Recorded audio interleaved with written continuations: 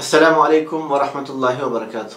Aziz qarindoshlar, men bugun nihoyat oddiy, ammo menga qattiq ta'sir qilgan beshimdan o'tgan bir voqelikni so'zlab bermoqchiman. Buningdan bir necha oy ilgari men butun siyosiy partiyalarni ziyorat qilish orqali ularning Sharqiy Turkiston haqidagi fikrlarini, Sharqiy Turkiston haqida nima ishlarni qila oladiganligini va bizning nima ish qilishimiz kerakligini, agar o siyosiy partiyalarning hukumat bo'lib saylamda utuq qazansa, Sharqiy Turkiston uchun nima ish qilib beradiganligini so'radim. Asosiy jihatdan cho'ndan kichikcha barliq Turkiyadagi siyosiy partiyalarning o'rtaq nuqtasi, agar hokimiyat qo'liga o'tib qolsa, hukumat bo'lib saylamda utuq qazansa, Xitoy bilan bo'lgan munosabatni, do'stlikni yaxshilab, ularga chiroyliqcha nasihat qilish orqali Uyg'urlarga, Sharqiy Turkistonliklarga ilib berilayotgan zulm va qirg'inchilikni to'xtatish uchun nasihat qilamiz, yaxshi gaplarni anglitamiz dedi.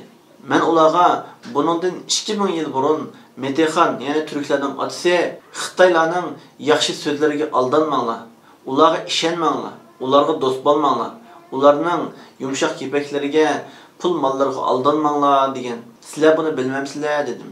Ular bo'lsa, bizning hech qanday tanlash yo'limiz yo'q. Ular bizdan necha ming kilometr yiroqlikda, bizdan necha 10 hassa ko'p, bizdan kuchli, biz ularga ehtiyojli. Bütün Avrupa, Amerika ellari bizni iqtisodiy jihatdan qiynab, qistab, bizni Xitoy va Rossiyaga majbur qilyapti dedi.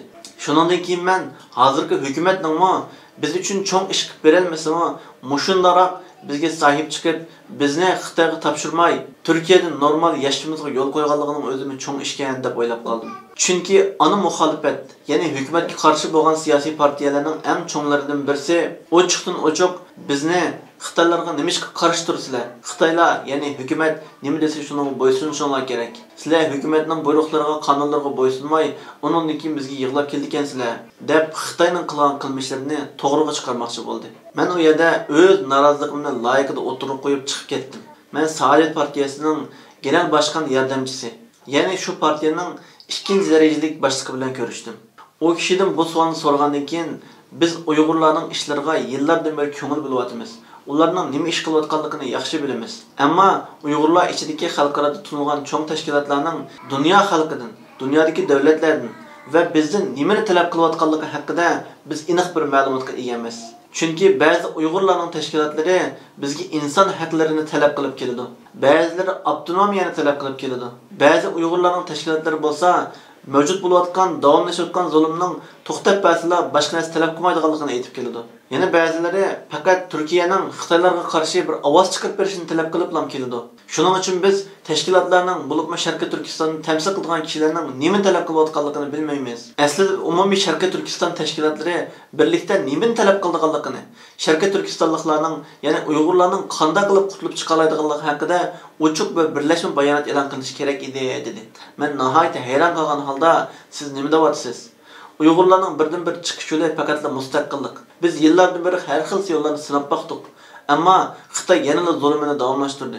Biz mustaqil bo'lmay turib, Xitoy tajovuzchilari Sharqiy Turkistondan butunlay chiqib ketmay turib, biz hargizmi bu zulmdan, qirg'inchilikdan, ishg'oldan qutlanmaymiz dedim. Va u kishini Sharqiy Turkiston siyosatini, Sharqiy Turkiston tashkilotlari haqida to'liq ma'lumotga ega emas ekan deb o'ylab qoldim. Uzoq o'tmay, butun Sharqiy Turkistonliklardan, dunyoning har qaysi joylaridan takriban 100 dan ortiq tashkilotlar bir o'ringa yig'ilishib, cho'ng bir yig'in ochildi.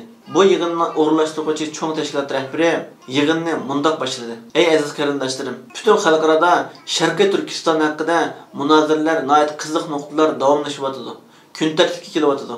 Sharqiy Turkistonning mustaqillik fursatlari yetib kelyapti. Xalqarodagi davlatlar bizning mustaqillik talabnomamizni ochiq, oshkora va birlashma holatda bayonot berib talab qilishimizni kutyapti. Biz buning uchun barliq tashkilotlar hamkorlashgan holatda birlashma bayonot e'lon qilib, mustaqillik talab qilganligimizni va faqatla mustaqillik uchun kurash qilganligimizni, boshqa narsaning bizga kerak emasligini aytishimiz kerak degan talabni va fikrni o'ttirib qo'ygan asosda yig'in boshlandi. Nihoyat afsuslanarligi shuki, o'ttirib qo'yilgan bu plan, bu fikrning keyin tashkilotlar tamsil bo'lgan kishilar, ya'ni Sharqiy Turkistonliklar farqlı mazmunlarda gaplar o'tirg'a tushgandan keyin o'tirg'a qo'yilgan Sharqiy Turkistonning mustaqilligini talab qilgan birlashma bayonotining e'lon qilinish yoki qilinmasligi kerakligi haqida bir yakun chiqarilmasdan mazmun, ya'ni so'zning mazmuni farqli temalarga yetkilib, o'tirg'a qo'yilgan u mustaqillik talabnomasi unutilib qoldi. Hatto shu vaqtda ma'lum bir tashkilotning tamsilchisi gapni bo'lmagan holatda boshqa bir mazmunga yetkazib, o'tirliqda bir jidal chiqarishga urindi. Bu ishdan keyin men qattiq o'ylandim. Uningdan keyinmi ta hozirga qadar bir necha oy jarayonida bir necha qatimlab bu mazmun o'tirg'a tushdi. Sharqiy Turkistonliklarning, ya'ni cho'ng tashkilotlarning birlashgan holatda Sharqiy Turkiston mustaqilligini talab qilganligini, Sharqiy Turkiston mustaqilligi uchun kurash qilayotganligini aytib, birlashma bayonot berilish kerakligini talab qilgan holatda bir necha degan nutqlar bayonotlar berildi. Ammo xalqaroning farqli davlatlardagi, Yevropa elleridagi tashkilotlardan qo'llarini ko'targan holatda biz bunga qo'shilamiz, hamkorlashamiz, birlashgan holatda mustaqillik talab qilganligimizni, faqat mustaqillik uchun kurash qilayotganligimizni aytamiz degan tashkilotlar nihoyatda oz, hatto yo'q deyarlik bo'lib qoldi. Bu meni nihoyatda hayron qoldirdi va menga qattiq ta'sir qildi. Acaba hakikaten Sharqiy Turkistonning tashkilotlari, ya'ni dunyoning farqli yerlardagi tashkilot rahbarlari shunchalik saviyasizmi? Ya'ni bir mazmun o'tirib qo'yilgandan keyin shunchalik cho'ng bir yig'inda, xalqaro yig'inda bir mazmunning oyiga tushib, xulosalanmasdan yig'inning mazmunini boshqa mazmunlarga yetkazish orqali uni unutildirib turgan darajada safosiz, iqtidorsizmi? Agar hakikaten shunday bo'lsa, undaqda biz Sharqiy Turkiston xalqi va haq ustida turayotgan tashkilotlar qanday qilishimiz kerak? Men shunda o'ylab qoldim. Xalqimiz hakikaten nurg'un narsalarni, nurg'un vaz nasihatlarni, siyosatga aloqador bilimlarni anglab chiqdi, yakunlab chiqdi. To'g'ri xatoni farq etaylikdek saviyaga ega bo'ldik. Endi faqatla bilganlarimizga amal qiladigan, tuzgan planlarimizga, qilmoqchi bo'lgan ishlarimizga amaliy holatda qo'l atadigan, harakatga o'tadigan ish qoldi. Qaraydigan bo'lsak, vatanimiz Sharqiy Turkistonda tarixdan beri Xitoylar bizga har xil shakllarda ziyonkashlik, qora qo'llarni, rezil suiqasd planlarni ijro qilib keldi. Oldi bilan diniy ulamolarimizni har xil bo'htonlarni choplash orqali ularni qirg'in qildi. Biz xalq bo'lsa har xil gumonlar bilan, noroziliklar bilan, oxirgi jihatda sukut qilish bilan o'tdik. Undan keyin bizning boylarimizni har xil shaklda farqli sabab bahonalarni ko'rsatish orqali ularning mol-mulklarini musodir qildi va ularni tutqun qildi.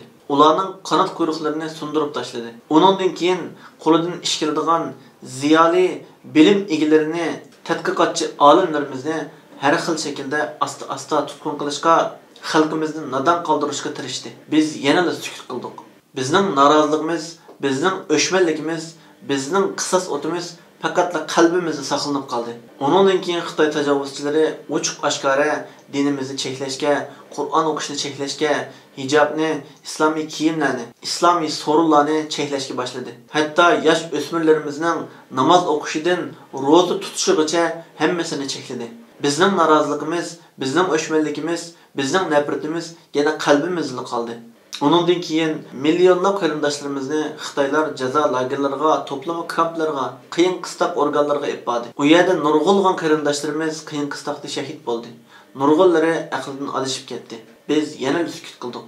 Bizning qilganimiz faqatla Xitoy tajovuzchilariga qarshi har xil shaklda Uyg'urlarga yordam ber, Uyg'urlarga sahibchiq, Uyg'urlarga sesba, qarindishim bu yerda, sen nada deb faqatla urush, faqatla dad to'kish, faqatla yig'lash, bechoralarcha saqlash bo'ldi. Oxirida bo'lsa, vatanimiz Sharqiy Turkistondagi xalqimiz osh qo'yib, uylarga sulangandan keyin, hatto uylarga o't qo'yib ko'ydirilgandan keyin hammasi birlashib Xitoy tajovuzchilariga qarshi qo'zg'alib ketdi. Necha yuzlagan, necha minglagan qarindoshlarimiz o'z hayotini, o'z jonlarini xatarga qolmasdan o'tirg'i qo'yib, yuzlari, ovozlari oshkor holatda "Ey Xitoy, nimishki bizga bunchalik zulm qilsan? Bu zulmni to'xtat" deb videolarni ishlashga boshladi. Vatanimizdagi qarindoshlarimizning uchrayotgan zulmlari haqiqatan chekka yetgan edi. Undaqda biz chet eldagi qarindoshlarimizning qo'zg'alishi uchun, chet eldagi qarindoshlarimizning birlashishi uchun, chet eldagi qarindoshlarimizning harakatga o'tishi uchun nima lozim? Bizga chet eldagi rohatlik, bizga chet eldagi erkin ozodlik yarashmayotgandi. Bizning qarindoshligimizni, bizning do'stligimizni, bizning vatan sevgimizni, millat sevgimizni, Allohga bo'lgan aşkimizni so'zlashtirib boramdi.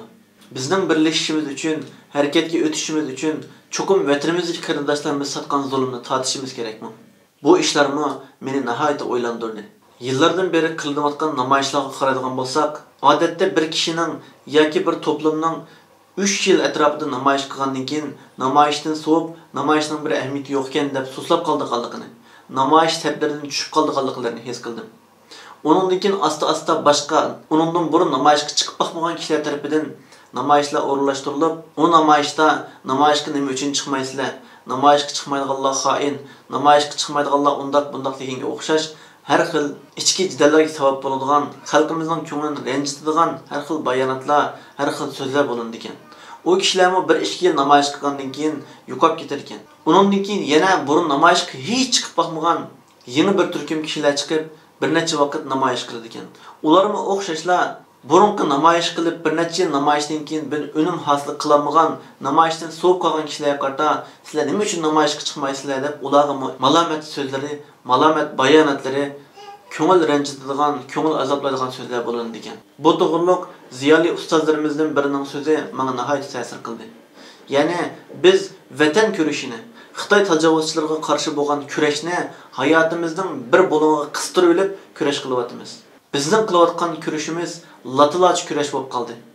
Biz asli kurashni vatanimizning mustaqilligi uchun, Allah razılığına erişip cennetga berish uchun qiladigan kurashni hayotimizning bir bo'limiga qistirib emas, balki hayotimizni shu kurashning o'rtasiga etish orqali, hamma narsamizni fido qilish orqali, hatto hamma narsamizdan voz kechish orqali elib berishimiz kerak edi. Ammo bugungi zamonda biz bir atal uyimiz bo'lgan chog'da anandan keyin Xitoy qarshi kurash maydoniga aytilsam deb o'ylagandan keyin bir atal uy elib, onundan keyin uy bo'lgandan keyin endi mashina elib bilan biroq atlansam degan ham xiyollar bilan hayotni behuda o'tkazib qo'ygan.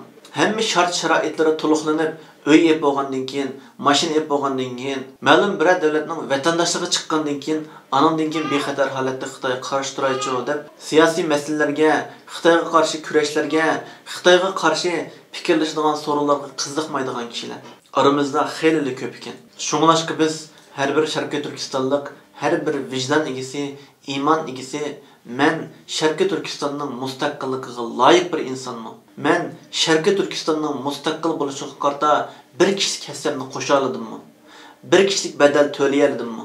Men bu yo'lda nimamni qurbon qildim, nimamni sarf qildim deb o'ylash kerak ekan. Biz Sharqiy Turkistonliklar aslida musulmon bo'lgan xalq, Allohga ishonadigan, payg'ambarga ishonadigan, dozoqqa va jannatga ishonadigan xalq. Allah subhanahu va taolo tarafidan Xitoy tajovuzchilarining qo'lida har xil qiyin qistoqda sinalayotgan, imtihon berayotgan va bu yo'lda Allah roziligi uchun mol-mulkimizni, uylarimizni, nurg'unlarimiz, mashinlarimizni, do'st yoranlarimizni, urug' tuqqanlarimizni, hatto ota-onalarimizni qurbon qilib, ularni orqamizga tashlab Allah yo'lida xizmat qilaman, Allah yo'lida ilm o'rganaman, vatanimizning mustaqilligi uchun kurash qilaman deb o'z hayotimizni atab, o'z hayotimizni, dunyo hayotimizni qurbon qilib bu zaminlarga chiqqan edik.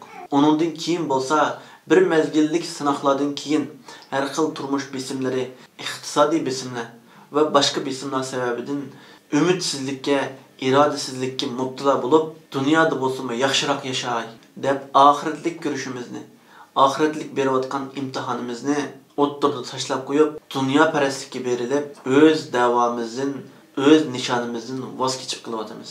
Aslida oxiratlik hayotimizning go'zal bo'lishi uchun, mangulik jannatga kirish uchun qurbon qilib o'tgan bu dunyolik hayotimizni qaytadan qo'limizga ilib, oxiratligimizni, oxiratlik dunyo hayotimizni bir tarafga ishtirib qo'yib, dunyoligimiz uchun kurash qilyapmiz. Dunyolikni oxiratdan ustun ko'rilib qilyapmiz. Alloh yo'lida vatanimiz Sharqiy Turkistondan hamma narsamizni qurbon qilib, hayotimizni bu yo'lga atab, berdigan qurbonlikning hammani berib bu yoqqa chiqdik.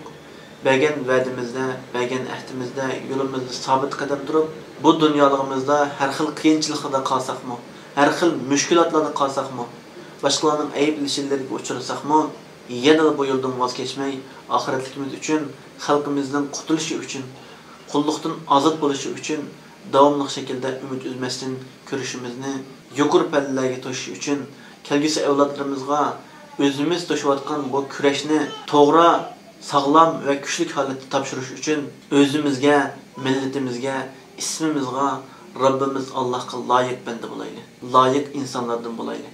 Qarindoshlarimizni bu haqda nihoyat ko'p o'ylanishini, ko'p izlanishni davomli şekilde ümid qilaman. Yaxshi duolarda əslashib turaylik. Görüşkice aman boğaysizlar. Allah'a emanet.